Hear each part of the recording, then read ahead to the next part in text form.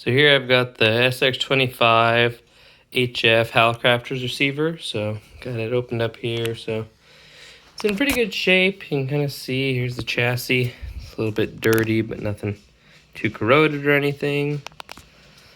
Got the lid here. So you see the little pieces kind of can be bent back if you want. It's never really bothered me, so I just left them alone. All the glass and the meters are all in good shape. They're not chipped off. And this side's got the same thing. It's intact, just kind of sticking up there a little bit. So I've got it turned into a local broadcast station. So crank it up here a little bit. We talked in the first hour about how players don't know really good reception. Now everybody is coming out and pointing the fingers. Yeah. So this will be up for sale on eBay. Thanks for watching.